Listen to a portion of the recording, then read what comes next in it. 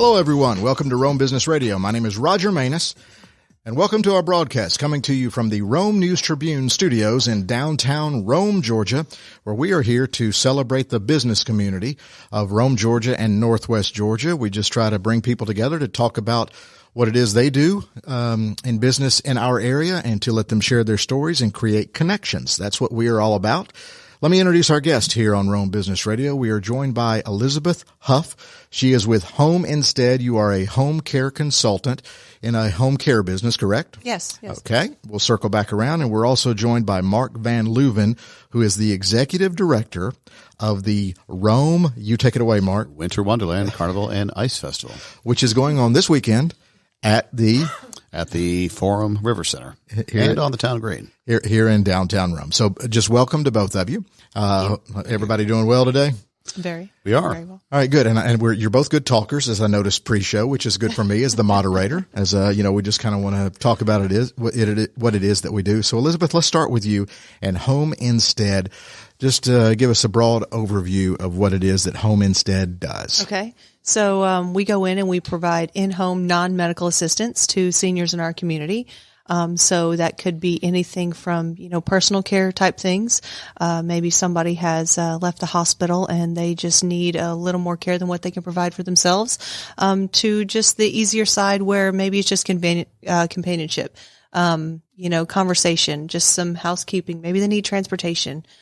So just going in and doing what a family member would do, that's what we will come in and do for you. Okay. And just how did you get into this? I know it kind of became a calling. Yes. After, it just kind of fell in my lap, really. So I moved to Georgia in 2011. And I didn't really know many people, wasn't really involved in the community, and I had a typical 9-to-5 job. I was very grateful for it, don't get me wrong. And this opportunity came to work with seniors, and I thought about it, and I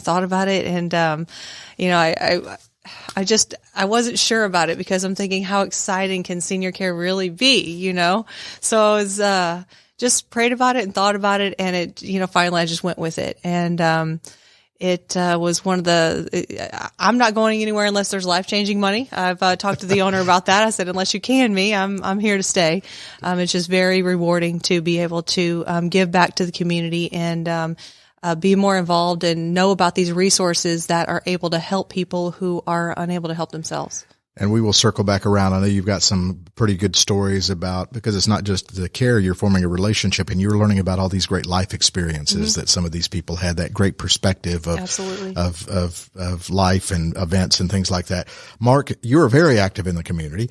Tell us briefly just what your full-time job is, as you said, the right half of your brain, and then how you got involved as the executive director of this event. Well, I'm work over at OTR Well Engineering. I handle their aftermarket forecasting and purchasing on the international side of things, and I also am their director of risk management. And so how did you get involved with this event?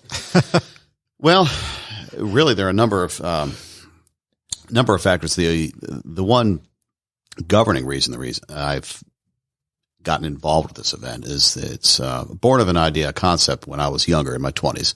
I did a lot of backpacking around Europe, Australia, South America before I got married, when I actually had some money to spend on myself. Wow, you're an adventurer. Well, at one point I was. Now I'm as much as an adventurer can be, being a middle-aged man with 3 boys at home, married with 3 boys. But one of my best memories back in the past, in my 20s and even my early 30s, was backpacking Europe during the Advent season, during the holiday season. And it's amazing to watch some of the smaller villages and the small towns go from that hustle and bustle of just the business life that, looking straight ahead, not paying attention to their neighbors. And then at 4:00 during the Advent season, they'll shut everything down. They'll open up their booths and they'll be serving Leuven, which is like a mulled wine, big pretzels the size of a small dog, actually a medium-sized dog. They'll sell decorations. They'll have Father Christmas come out there. They'll have Black Peter. A gentleman dressed up like a bull, and he'll whip all the bad kids, whereas Father Christmas will reward the good kids. And it's funny because they do actually, there is some orchestration there. They do point out the bad kids to say, go after that guy, go after that girl. And it's just a great tradition. Wow. Okay. Now we are bringing that to this festival. I was going to say, might want to clarify. No, but let me clarify. Now we won't have any bulls whipping No bad whipping kids. of the bad kids? I mean, unless you want us to do it for a fee, we're probably open to the idea. But this took a nasty turn. It did. Let's get back on track here, Mark. Get back on track. We the whole concept of having us take a break from our busy lives and spend some time in fellowship, especially at that time of year, just seemed like a good idea. We do a lot of great things in this community. There are a lot of wonderful parties that go on and smaller events and concerts, but there just didn't seem to be like there was a festival as such like they held over in Europe. It's a wonderful tradition. Something I've been wanting to do for 10 or 15 years. When Thomas Kislat came to the forum, he caught wind a few years back of what my idea was, and he had suggested to me, look, I'm bringing the ice rink here in about a year. This is a year before the ice rink came. If you'd like to pursue this notion of a European, or as they call it, Chris Kindledmarkt, I'd like to be a part of that. And so we kind of put our heads together, and he said, here, take the forum space, run with it. Wow. And that's kind of where it was born from. And this is an event under the umbrella of AMP. AMP Rome. And if you could just explain what AMP is. AMP Rome is an organization that it's taken several forms. We've been Turning Back on Hate. We've been PERC, which is Peacefully Engaging the Rome Community. So AMP Rome is kind of the umbrella organization of wonderful community-involved organizations. It's basically, but the AMP is arts, music, progress. It's just basically the way to bring community together. Close. It's art, music, purpose. I'm sorry. Yeah, purpose. Art, music, purpose. And the whole concept is bringing people together through the mediums of art, music, with a purpose. And it's also AMP stands for basically amplifying the voices that might not otherwise be heard, underserved, heard elements of the community that don't quite have the voice of other folks in the community. What's interesting is one of the marketing slogans for Business Radio X is amplifying the voice of business. We love having people come in to tell their stories when you might not normally get to, like Elizabeth. Let's come back around to you. And obviously the great work that you guys do at Home Instead involves not just the care itself, but personal relationships with seniors. So can you share any stories about any gratifying moments or things you've learned from their life experience and their unique perspective? Yes. So as far as sharing experiences, one of my favorite things to do now is whenever I go into the homes and I'm just talking to the families about, the different kinds of care. Is home care right for you? Where are you? What's going on? Let's discuss all of our options. But it's meeting these families and this history behind them. Every person has a story. Every home has a history. There's a different side of everyone. No two homes are going to be exactly the same. And so earlier I was discussing, I went into this home and the gentleman who he had passed, but the care was going to be for his spouse. He was a Secret Service agent. And so I didn't realize this in the beginning, but then I started to look around and there was a lot of Air Force One stuff. I mean, cups and pictures with presidents, and there was a propeller on the wall, and I thought, wow, this is really neat. And she kept saying Secret Service, and the daughter was like, "Oh, Mom," and you never know cognitively, so I just kind of let it go. Well, then she started to talk to me about, yes, my dad was in the Secret Service and these are the things he did. And she said, do you like guns? And I said, well, I don't have a problem with guns. I'm okay with that. And so she took me to the back and she opens up this box and she pulls out this very fancy wooden box and she opens it up. And apparently whenever you, I guess, retire from that Secret Service, they gave him this gun, and it has the emblem on the side, and it was all carved and just absolutely stunning, beautiful. And I couldn't help but to think, like, how many people on the face of this planet actually have the opportunity to see this, let alone be in the presence of this particular piece of history, So at that moment was like, wow, like this is really, really neat. So those relationships add to your fulfillment. Absolutely. That attracted you to this job and said you're not leaving unless you win the lottery or something. Right. I mean, life-changing money. So, whatever that means to you. I guess it could be different for anybody. Just specifically, if you could kind of go down you mentioned briefly, transportation or just companionship, but this is non-health care. Right. What you guys provide is not something that would be Medicare, Medicaid. This is non-health care, but it is something that people should plan for. Right. so that they can have care if they need it. There is an insurance form that you would accept. Absolutely. Long-term care, is that Long-term correct? care. Yep. Long-term care. So if people plan, what are the other services that you would provide? So basically, one of the other things that I do is to see where these individuals are at. Quote them a price, and for the majority, it is going to be an out-of-pocket expense, unfortunately, for most people. And there is a preparation for your elder years. So long-term care insurance is something that you can purchase. Typically, you want to do that when you're a bit younger, because if you wait till you're older, it's going to be quite expensive. That is a form of insurance that we do accept. So Medicaid, Medicare, they're looking at us and saying, you know what, this is a non-medical purpose. We're not going to help out with those particular aspects. So at that point, I try to find a resource and see what's going on with this family. Is there a dementia-related issue?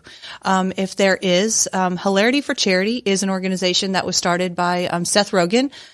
Most people are familiar with him, but they have partnered with Home Instead Senior Care.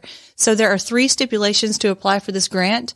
As with any grant, it's not guaranteed that, you will get it, but, you have to be living at home. The individual must have a doctor's diagnosis, and, the caregiver, family member, whoever that may be, must be suffering either emotionally or financially due to caring for their loved one. I bring a laptop out, and, it does take about 2 hours. It is all fill in the blank, 1 word and 1 sentence. Answers are not going to cut it. So you want to try to pull a feeling out of an individual that's probably sitting in a cubicle reading these submissions all day. Mm-hmm. So there's that option. Leona M. Kitchens is another one that will, they can award up to $500 to put towards in-home care for, again, the same stipulations with the dementia diagnosis and living at home and, the family caregivers. We also have, I'm on the board for A Night to Remember Foundation. And this was started, if I'm not mistaken, 5, maybe 6 years ago. Sharice Durham, she had the idea to start a prom. And the prom is the Saturday before Mother's Day every year. We had it at Taylor's estate last year, who is I believe, the owner of OTR. Fred Taylor. Yes, a very, very nice individual. We do a fun fancy. This year is going to be fun, and it is going to be villains and superheroes related. We raised roughly about $50,000 last year. We finally became our is it the 501c3? C3, right? So. In years past, we had donated everything to research for the Alzheimer's Association. This year, we have split it. We are giving and gave a large portion to the Alzheimer's Association towards research. There is an incontinent closet that most people don't know about, but we definitely try to spread the word about once a month if you are in need of incontinent supplies. So an incontinent supply is not going to be covered by insurance. So when you're talking about people and that they don't have the financial, means to afford their prescriptions and their medications and, whatever, cost of living bills, usually your incontinent supplies are the ones that take the wayside. So, once a month, if you're in need, you can go to the Charles Park Senior Center and there is a form to fill out. This is strictly, donation led. So we will, we will supply that. And then we also started our own dementia related grant. So there must be some sort of an end game. So it's to help people for a short period of time that have some sort of plan in place, but they need the help right now. So. Okay. That's a lot to digest. Yes. Yes. The best way to contact would be homeinstead.com. Yeah, well, my name is Elizabeth Huff, so you can always reach me by phone, 706-290-3050, or if you want to email, it's elizabeth.huff@homeinstead.com. Okay, and we will repeat contact information at the end of the podcast, but because that was a lot of information to digest, but it was very helpful.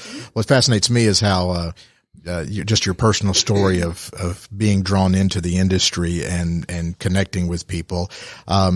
And I guess the same with you, Mark, because you have your job, you have your family, but you seem so fulfilled by this connection to the community and being able to give back. In fact, and being inspired by your treks through Europe to bring this event to Rome. Dive in the weeds with us a little bit more about the event. time? You mentioned the forum and the town green, but everything that goes on. What can people do? What do they need to know? Dive in the weeds. Yes. Okay, let's see. Let's dive in the weeds. It's not just born of the notion of the tracks that I took through Europe and whatnot, but it's also, to your point, the community involvement. It's also an outgrowth of other organizations I've been involved with in the past. I'm not a native Roman. I've been here for nearly 30 years. I transferred in from the University of Arizona to Barry back in '92, and once I finished, and Rome got under your skin, didn't it? You just couldn't. It live. did. Well, it's funny. Briefly, I went back. I'm actually from Washington D.C. originally. I went to the University of Arizona because I figured it was about as far away from the East Coast as I could get outside of the Beltway, and I found myself wanting to get back to the East. I missed the seasonal changes. Came to Rome. I went to Barry, and briefly there was a time I went back up to Washington D.C. I did intern on Capitol Hill for a U.S. congressman, and Rome got under my skin. I came back again. Found myself back in here. When I got back here, I got involved with organizations, wonderful organizations, like the Rome Little Theater. Did some local radio spots here and there. I got involved with, oh boy, where do I start? I got involved briefly with the JCs. I got involved with the Exchange Club, and then ultimately the Rotary. When Riff came along, I got involved with that on a volunteer basis the last couple of years. That's the film festival. That's the Rome International Film Festival, which is a wonderful organization. Got more and more involved with that as far as, the screening of some of the films as they were coming in. And the neat thing about the Rome community, as you'll probably agree, is that the people who are involved with the arts and the cultural circles, we cross paths very often, and we have a lot of worker bees, and you have a lot of folks here that are doers. And the great thing about doing this festival is that these are people that I've worked with. We are people who have worked with one another. Right. They all share this common vision of just doing something to fill a gap that's been there for a while, about bringing a sense of fellowship, a festival, a party, a sense of belonging. Because the fact is, at this time of year, we're coming into a time of year that a lot of people can suffer from depression. People who may or may not suffer from, bipolar conditions. This is a tough time of year for a lot of folks. And the fact that you do have lots of family parties and church gatherings and whatnot doesn't really address the fact that large segment of the community that might not have family, that might not belong to a church, that might not belong to a civic organization. Our festival is free. We have sponsors, and the vendor fees are basically making this free for everyone. It does cost to go skate on the ice rink. It's a modest fee. And I can tell you that with the Toys for Tot element this weekend, if you bring in a toy, you get $5 off your skating fee, which basically knocks your skating fee in half. Okay. But the festival itself, circling to the festival, which runs in tandem with the ice rink, it does give people a sense of coming out, enjoying some fellowship. Doesn't cost you a dime. What it does cost you is basically the ability and the wherewithal to get out of the armchair, and just basically merry-make, I guess. So that's the term to use. Merry-make. How would you use the term? Dickensian or Dickensian? Or you tell me. It's the term I hear from this time of year. Dickensian. Dickensian. Charles Dickens, correct? That's what we're trying to do. Exactly. It's kind of a Dickensian thing to do, provided that you're more on the Fred the Nephew side of the equation, not the Ebenezer Scrooge side of the equation. Bah. Exactly. Well, we are here to talk business. So let's talk a little bit business. You got an event coming up. You have this business. How do you market it? What are the tricks in Rome, Georgia, to getting the word out about what it is? We're talking on a podcast, so that's one way. But what do you do to get the word out, Elizabeth? So, me being new, and I'll say new. I've only been in Rome for about 8 years, and my first position was not community related. So me personally, it is about getting out there and creating those relationships, letting people know who you really are as an individual, put the business aspect completely aside, and get to know someone on a real level. And from that point, it just kind of goes with the flow. And that's just me and my personal view of it. Rome is and when I say who you know, I don't mean that in a bad term at all. They're very close knit.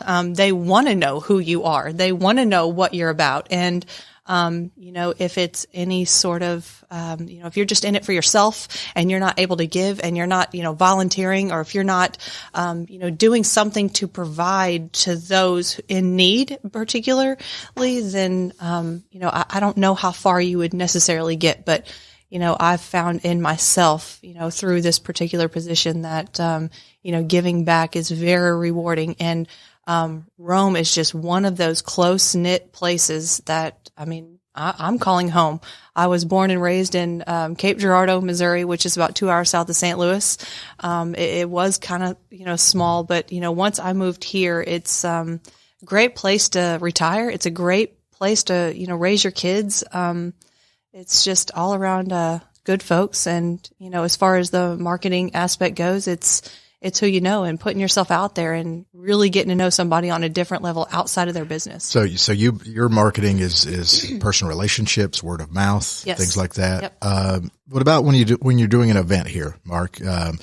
Traditional advertising, newspaper, radio. I like to aim for the mix of things, a mix of marketing techniques, because with what we're doing, we're sending the message out. We're trying to get people from many different disparate communities, many different age groups, many different demographics all involved. Not necessarily to make it one big melting pot, but to bring everyone out there to say that, hey, Rome is not a homogenous community.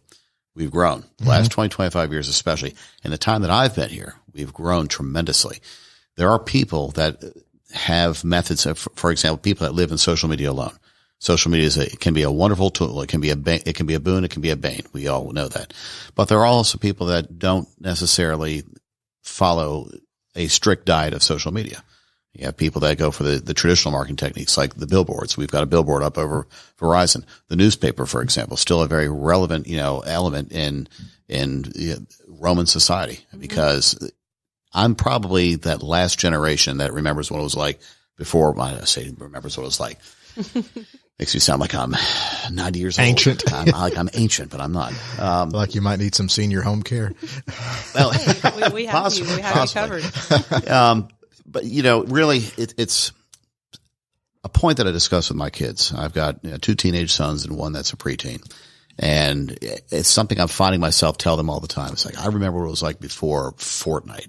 I remember what it was like before Twitter and Snapchat. I remember what it was like before television remote controls. That's how old I am. Yeah. You were the remote control. Yes, my dad used to snap his fingers and he'll say, hey, "Boy, put it on Gunsmoke." Now that's another good point. Gunsmoke. I'm probably the youngest person who remembers watching Gunsmoke when it was still in first run shows. I mean, and whenever I'm rarely when I'm home at lunch, or if I'm able to throw it on late at night, I'll throw it on TV Land and I'll watch old episodes of Gunsmoke. As a matter of fact, I've got a signed picture of Buck Taylor, at home, because I think he's the last surviving member of Gunsmoke. Dually? I don't know, but I'll trust you. I told you we would digress from time to time, but let's circle back around. You mentioned Gunsmoke. That's your fault, Roger.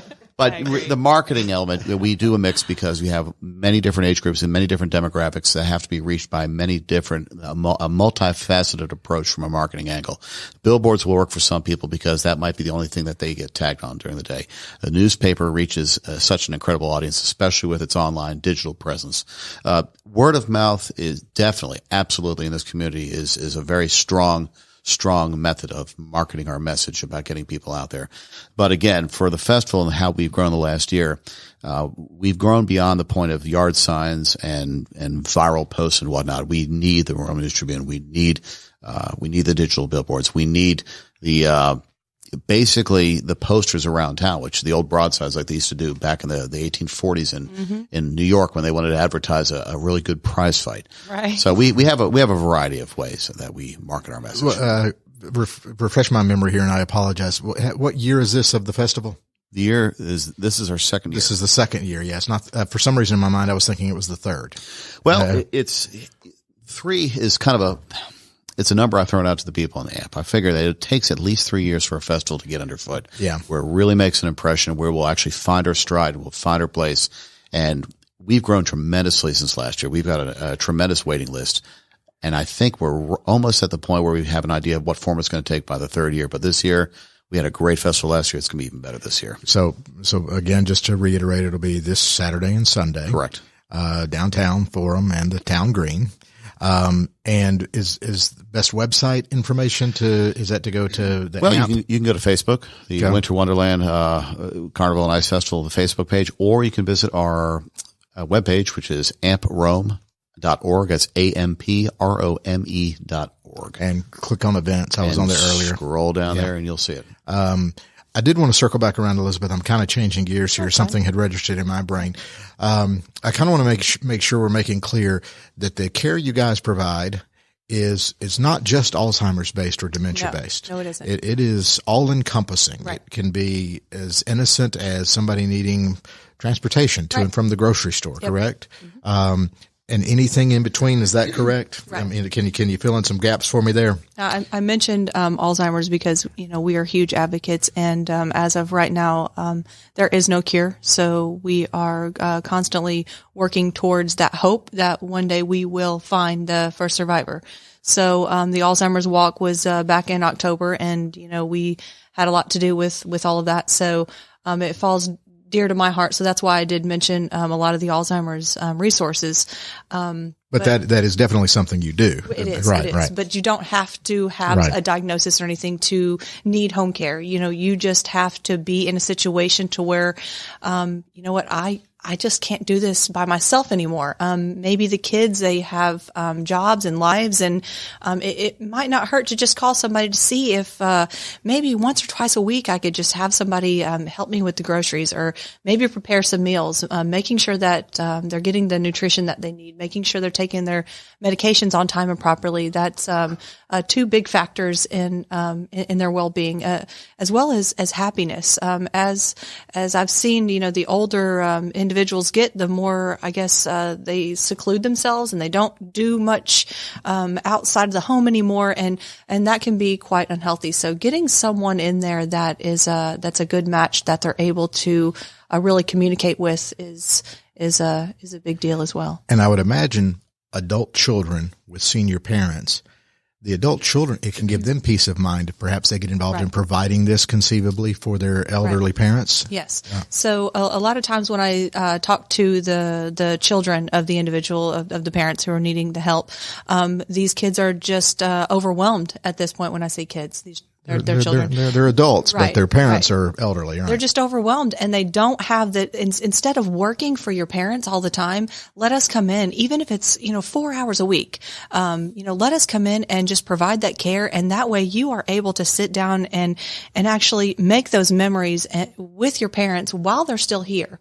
Instead of working for them and making sure that everything's taken care of, just take that break, whether it be to sit down with them and just enjoy that time with them for that moment, or maybe you just need some respite. It has been 5 years since you've been on a date and you can't remember the last time you were on vacation. Allow us to just come in and be that, be that family member, be that person that you can rely on and provide that care, and know that your family is well taken care of while you are out, whether it be just going out to lunch with your girlfriends. You wouldn't believe the stories that I've heard of. These people are just at their wits' end. They just, they've just lost a piece of themselves in caring for their parents, which is a great thing. Don't get me wrong. That's a great thing that they're able to provide that for them. But at the same time, self-care is very important as well. And gives everybody peace of mind. Right. So it can be 24 hours a day, or something as simple as helping a senior get out of the house to go to an event. Yes. Like they could go to, Absolutely. they could go to the winter,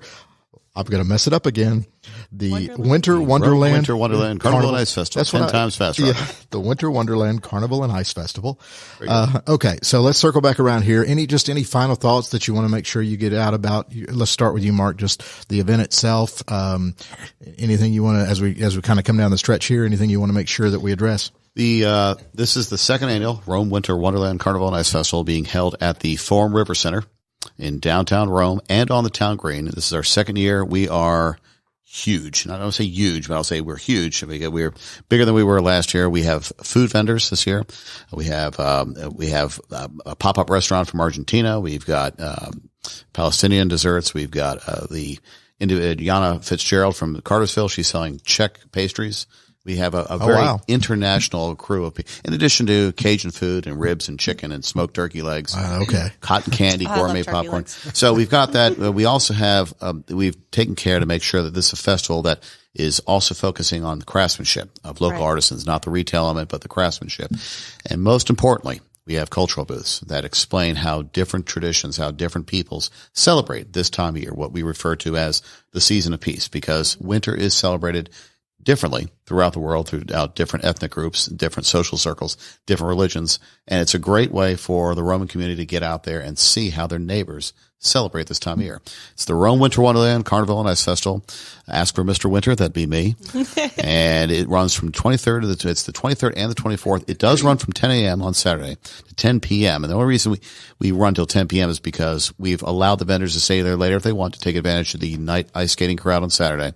And then it runs from 10 to 6 on Sunday. Check us out, amprome.org. We'd love to see you there. Okay, yeah, I was just going to reiterate the website, amprome.org. Elizabeth, your website is homeinstead.com. Yes. Home Instead, so that people can go there to find out more about the services you provide, rates, how to set up an initial meeting, yes. Correct? And what would happen at the initial meeting again? And so, I would just have a series of questions. We would have a sit down and decide, is home care right for you? What exactly is needed? We could match up the experience level of a caregiver to the needs of the individual, because no two households are going to be the same, and try to fit that together like a puzzle piece. Custom fit. Yep. Perfect. Okay. So that's Elizabeth Huff. Thank you for joining us from homeinstead.com. And that is Mark Van Leuven It's a mouthful. From the Winter Wonderland Carnival and Ice Festival, not the Gadsden Winter Wonderland Carnival and Ice Festival, but the Rome Winter Wonderland. Yeah, well, sure. Yeah. Did I leave Rome out? We just say WWCIF and WICIF or something. So anyway, and people can go to amprome.org for more information there. Thank both of you for being here. This was very informative for me and I enjoyed it. Again, my name is Roger Manus. You've been listening to Rome Business Radio on Rome Business Radio X.